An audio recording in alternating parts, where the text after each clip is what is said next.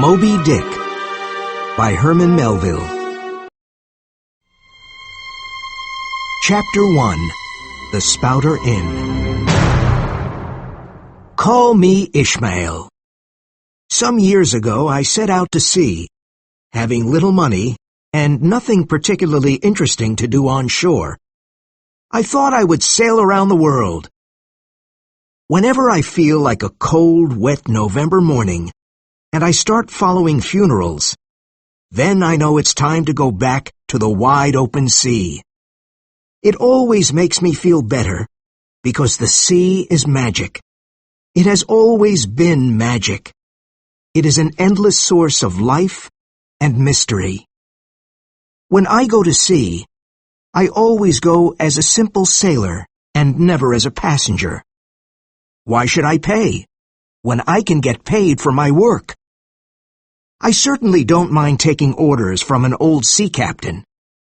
And if I have to clean the decks or mend a sail, so what? It's good, honest work, and I don't mind it. The men you meet at sea are both good and bad, and I always try to get along with them. It's wise to be friendly with the people you have to live with on a ship. But the main reason I want to go to sea is the great whale. I want to be with those who hunt this mysterious monster. I put a shirt or two into my bag and left for New Bedford, Massachusetts. That's where you go to find a whaling ship. I didn't know much about the town, and it was late and cold when I arrived. I walked up and down the dark streets, looking for a place to stay. Finally, I saw a small light near the docks, and an old sign swinging back and forth in the cold wind of the night. The Spouter Inn, Peter Coffin. Coffin? What a name for an innkeeper! But it was a cold night, and I had nowhere else to go. The inn was a strange old place, and one part of it leaned to one side. I stood there looking at it for a while. Oh, stop worrying, I thought. You're going whaling soon, and that's a hard life. So I entered the Spouter Inn. It was a small, dark place, and the wind howled through the old building.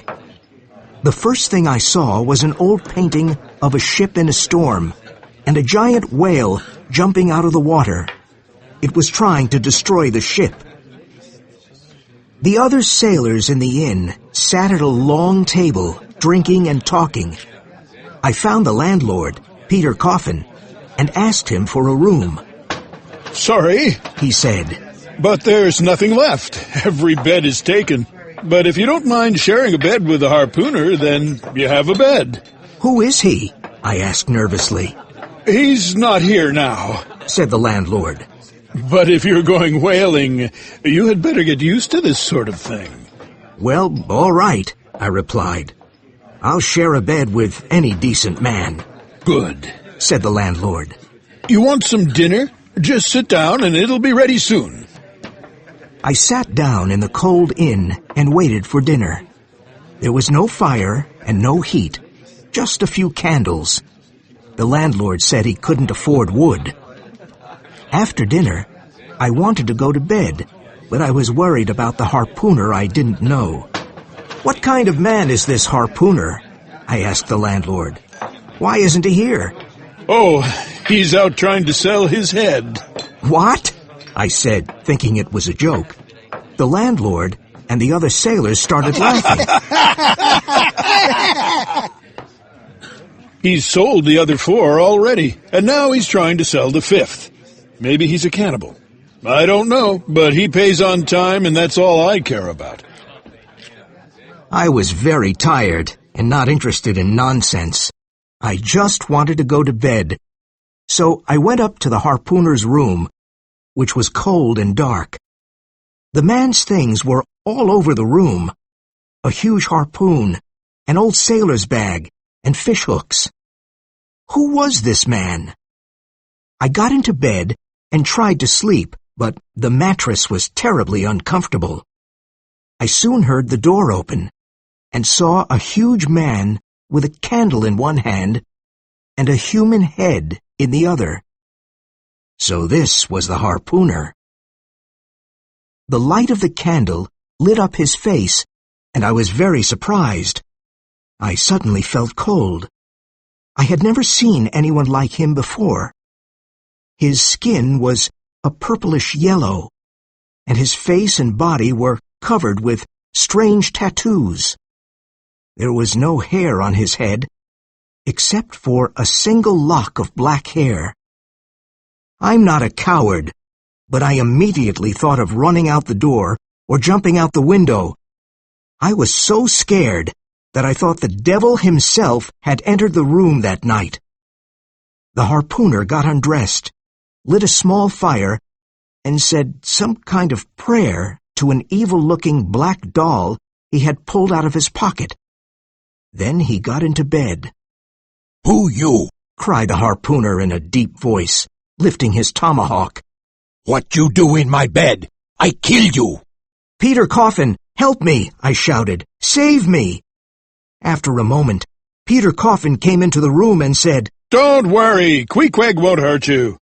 Then he turned to Queequeg and said, "This man is sharing the bed with you tonight. Understand?" Queequeg was suddenly calm and put down his tomahawk, saying, "Me tired. Don't speak now." He seemed quiet and fell asleep immediately. I felt that I had nothing to be afraid of. After all, he was a clean, peaceful cannibal, and it was better to sleep with a sober cannibal than with a drunk Christian. I turned over and fell asleep. I never slept better in my life.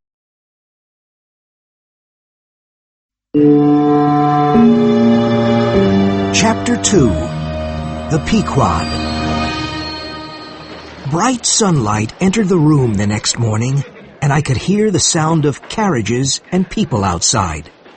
Queequeg was shaving with the head of his harpoon. I thought this was very strange, but later I learned that harpoons were very sharp. Queequeg did not say much, but he was gentle and polite, and we soon felt like old friends. We went down to breakfast together and saw many other whalers having breakfast. I had some bread and butter with a cup of hot coffee, but Queequeg only ate beefsteaks, and plenty of them. After breakfast, I wanted to go to church. I didn't think Queequeg was interested in going to church, but to my surprise, when I got to the chapel, Queequeg was there. Almost every sailor visits the whaleman's chapel before sailing. As we waited for the Reverend, I read some of the memorials to sailors lost at sea. They all began with, "Sacred to the memory of." I read one memorial that made me tremble. "Sacred to the memory of the late Captain Ezekiel Hardy, who was killed by a sperm whale off the coast of Japan, August 3rd, 1833. I wanted to hunt and kill whales, but I didn't want whales to hunt and kill me. Would I have the same fate as Captain Hardy? I was pleased to see the Reverend go to the pulpit. It was a strange pulpit because it was built like the bow of a ship, and the Reverend climbed up to it on a rope ladder. Father Mapple was the Reverend's name, and he was loved by all the whalers. He had been a whaler himself many years ago when he was younger. Today, his sermon was about Jonah, who was swallowed by a whale. Very appropriate, I thought, and frightening. We returned to the Spouter Inn and sat in front of a warm fire. I sat there watching Queequeg thoughtfully. In spite of his strange color and tattooed face and body, he was a dignified, pleasant person. You can't hide a man's soul, and under all those tattoos, I could see a simple, honest heart and a kind soul. Here was a man far away from home, in a world so different from his own, who was serene and peaceful. He looked wild, and yet I began to feel mysteriously attracted towards him. I'll try a pagan friend, I thought, since Christian friends were often quite disappointing. I asked Queequeg about himself, and he told me that he was a native of Kokovoko, an island in the South Pacific. He was related to the royal family there, but he did not want to be a king one day. He wanted a life of adventure. He decided to join a whaling ship that was visiting the island, and one night he left home and went on board the ship. He learned many things about life at sea and became an excellent harpooner after sailing around the world 3 times. After living with Christians, he also learned that they could be as bad as the people they were trying to convert. We felt true affection for each other and became good friends. Ishmael, Queequeg, and Yoho, his little black idol. The next morning, we took a boat to the port of Nantucket, because that was where we could sign up with a whaling ship. Choosing a whaling ship was an important decision, because we would be at sea for the next 3 years. Queequeg was not worried about choosing the right ship. He said his little black idol told him that it was my responsibility. At the port, there were 3 ships to choose from. There was the Devil Dam, not a good name. Then there was the Titbit, but I chose the Pequod, named after an old Indian tribe of Massachusetts. "Look at that old ship," I said to Queequeg. "It's a noble ship. It's our ship."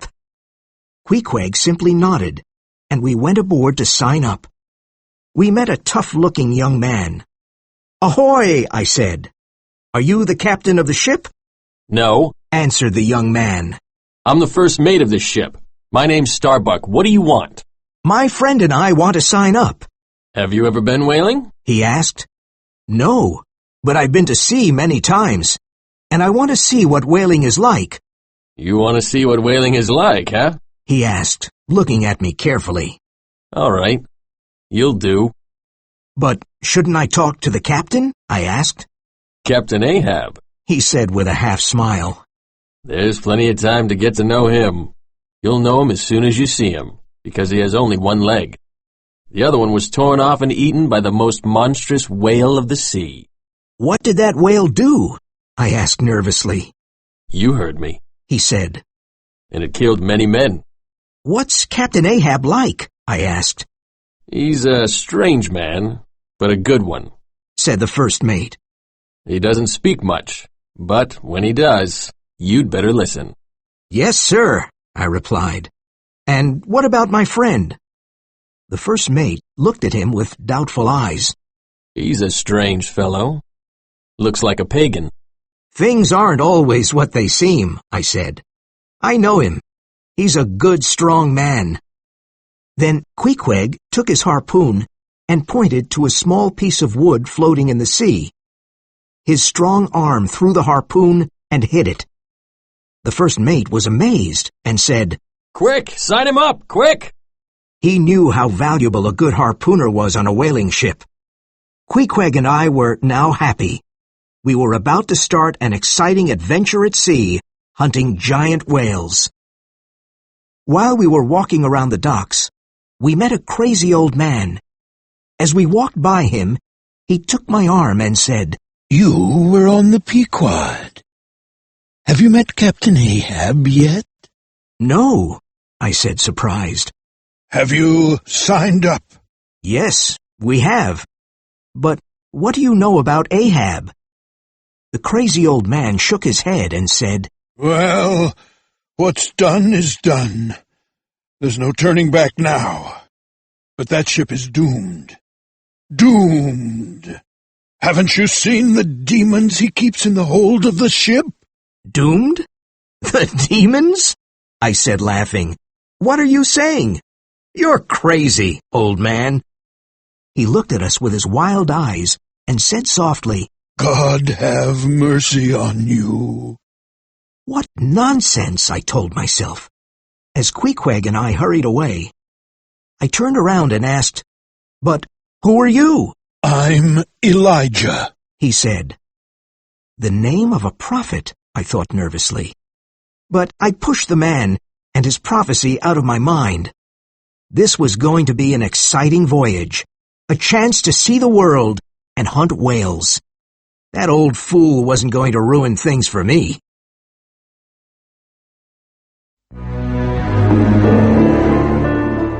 Chapter 3. Captain Ahab. The Pequod was scheduled to sail on Christmas Day, and there was a lot of work to do before. We were getting ready for a 3-year voyage. There were supplies to load, beef, bread, and water, sails to mend, and decks to clean. Ships like the Pequod were not owned by one rich man or by the captain. They were owned by whole towns, by old sailors, widows, reverends, shopkeepers, school teachers. Each person owned a small part of the ship. So when a ship like the Pequod went off to sea, the voyage had to be a success, because the livelihood of many people depended on it. During these days, Queequeg and I often visited the ship, and I always asked about Captain Ahab, but I never saw him. Starbuck, the first mate, said he was ill, but he was slowly getting better. We sailed from Nantucket on a cold Christmas morning, and I had still not seen the mysterious Captain Ahab. The longer he stayed in his cabin and remained invisible, the greater our surprise and curiosity. We heard him, though. At night, as we were swinging in our hammocks trying to sleep, we could hear Captain Ahab walking up and down on the deck above us. He made a strange sound when he walked, because he had a peg leg. One night, I heard Starbuck say, "Why don't you rest, Captain? My men can't sleep with the noise of your peg leg." Ahab's answer was loud and clear. Why should they sleep?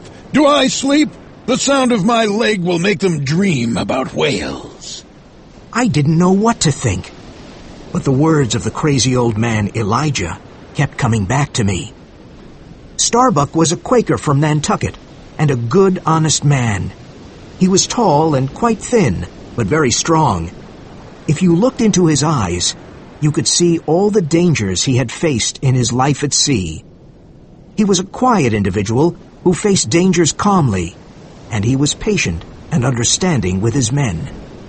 "I won't have a man on my ship who isn't afraid of a whale," he often said. He knew what enormous damage a whale could do. He didn't want heroes on the Pequod. He only wanted good men who were aware of their opponent's strength. He knew from experience that a fearless man was more dangerous than a coward. Stubb, the second mate, was a cheerful man from Cape Cod who laughed at everything. Even while chasing a whale, he remained calm and relaxed. His pipe was never far from his lips, and he kept a dozen of them near his hammock. Flask, a short, robust young man from Martha's Vineyard, was the third mate. For him, whale hunting was a big joke, and the whale was just like an enormous water rat. Flask had fun chasing whales around the world. Starbuck, Stubb, and Flask were much more than just mates on the Pequod. If Ahab had been a medieval king, they would have been his knights, and the harpooners would have been his squires. Each mate commanded his own whaleboat with sailors when he went out to chase the great whales, and each mate could choose his own harpooner. Starbuck chose Queequeg as his personal harpooner. Tashtego, a strong, muscular American Indian from Martha's Vineyard, was Stubb's chosen harpooner. He had long, black, shiny hair and came from a tribe of great hunters. He had replaced his bow and arrow with a harpoon. The third harpooner was called Daggoo, a gigantic black man who wore a huge gold earring in each ear. His physical power was impressive. The other members of the crew came from all over the world, from the Azores, Greenland, the Shetland Islands, and Wales. And so we set off on Christmas morning, thinking about what would happen during this long 3-year voyage. I was proud to be on the Pequod with these brave whalers and happy to be learning this honorable profession. Several days passed as we sailed through the icy dark waters of the North Atlantic. But we had not seen Captain Ahab yet. He remained in his cabin. Then one morning, I looked up at the deck, and there he was. Captain Ahab at last. His tall, strong body looked like it was made of bronze. He was all dressed in black, except for his white peg leg, a grim figure. His face, wrinkled after years of sun, wind, and seawater, was long and without expression. It was ruined, too, by a long scar that ran from his forehead down his cheek and neck and disappeared under his collar. Did the scar go all the way to his feet? There were rumors that the scar had been made during a battle at sea. I learned that the ship's carpenter had made the peg leg from the bone of a sperm whale. Ahab placed his peg leg in a special hole on the quarterdeck. This kept him balanced when the ship was in rough waters.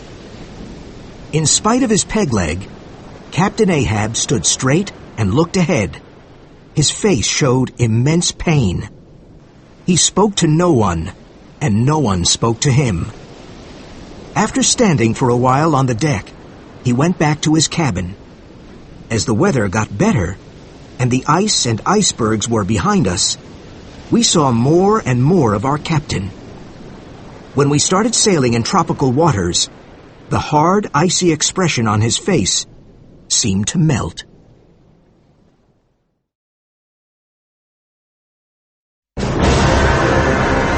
Chapter 4. The Gold Coin. The days and nights passed, and we went about our business. One of my duties was to stay at the masthead and look out for whales. Our masthead was not closed like a nest. It was open, and in bad weather, it was difficult to stay there. One night, while I was on the masthead, I could see Ahab walking back and forth on the deck. He never seemed to sleep. He just walked. And that night, his peg leg made an awful noise. He seemed to be nervous and angry, and I wondered why. The next morning, I found out why. I heard Starbuck call, "All hands on deck!" and the crew rushed onto the deck, wondering what had happened. The moment I saw the captain, I knew something was wrong. The pain and anger in Ahab's heart were slowly coming out. He put his peg leg into the hole in the deck, and when he was perfectly balanced, he cried out, "Tell me, men, what do you do when you see a whale?" Shout out, sir! cried the crew, looking up at the captain. "Good. He cried. Then what?" We lower the boats and go after him! Ahab looked at us with fierce satisfaction and suddenly pulled out a large gold coin. "Here is a Spanish gold coin, a $16 piece. Do you see it? Mr. Starbuck, give me the hammer." He placed the shiny gold coin on the main mast and put a nail through it. The big gold coin was now on the mast and shone in the sun. "Whoever sees the white whale first will get the gold coin," cried Ahab. Hurrah! cried the men. "Now, listen to me. This is not an ordinary white whale. The whale I'm looking for is a white-headed sperm whale with a wrinkled brow and a crooked jaw. There are 3 holes in its tail and a twisted harpoon in its hump. That's my harpoon." He paused and looked at our excited faces. "Remember, it's a white whale I want. White! I must have it. Look carefully for it. Even if you see a bubble of water, shout out. And if it is the whale I'm looking for, the gold coin is yours." The crew cheered again and stared at the shiny gold coin. Yay! Captain Ahab, Said Tashtigo. is that white whale called Moby Dick? "Yes!" Shouted Ahab fiercely. Do you know the white whale then, Tash? Yes, replied Tashtego. he has a strange way of diving. I know him too. Said Dagu. His spout is big and looks like a fountain. I saw him. Said Queequeg. He has many harpoons in his body. A strange smile crossed Ahab's face. A crazy, evil smile that scared me. Yes, you've seen him. You've seen Moby Dick. Captain Ahab, Said Starbuck, looking at the captain cautiously. wasn't this the whale that took off your leg? Who told you that? Asked Ahab, his smile disappearing. Yes, Starbuck. It was Moby Dick who took off my leg. It was that horrid white whale. And he let out a cry like a hurt animal. Ah! He lifted his long arms, looked up at the sky, and cried, I'll chase him around the Cape of Good Hope to Cape Horn. I'll follow him all over the seas of the world until he spouts black blood. Fire burned in his eyes, and he stared at each one of us. This is why you men are here. To chase Moby Dick all over the world and hunt him until he dies. Are you brave enough to do this? Are you with me? Yes, we are! Shouted the harpooners and the sailors, who were excited and ready to hunt the terrible beast.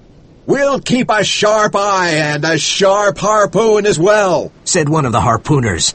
God bless you, men. Said Ahab, his voice shaking. The men cheered, Yay! but Starbuck did not. His face was grim. Why such a sad face, Mr. Starbuck? Aren't you brave enough to chase the white whale? Asked Ahab suspiciously. Oh, Replied Starbuck. I'm brave enough to face his crooked jaw and the jaws of death too. But I came on board this ship to hunt all whales, not just one whale. I didn't come here to satisfy my captain's revenge. I came here to hunt whales for their oil. That's my business, whale oil. And I'm here to make money on it. How many barrels of whale oil can we make on only one white whale? Money? Is that what's worrying you? Money? Oh, my revenge will make me richer here. Cried Ahab, hitting his chest. That whale attacked you because it was his animal instinct. But you want him out of cruelty and revenge. That is madness. Cried Starbuck. Madness! Roared Ahab. Listen to me, man. Moby Dick looks like a stupid animal, but he's not. He's evil, and that is what I hate. God help us. Murmured Starbuck. Moby Dick is in my mind every moment of the day. He's in my dreams.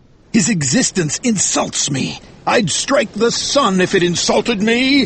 White is the color of evil. Ghosts, skeletons, masks, they're all white. Moby Dick's white, and he's evil. I'm like a man in prison, and he's the wall that I have to destroy to be free. The two men stood face to face, and Ahab knew he was stronger. He stepped back slowly and said, God help us all. The men of the Pequod were excited and enthusiastic, and felt that Ahab's mission was now their mission. Mates! Ahab cried out. Bring your harpoons to me and cross them.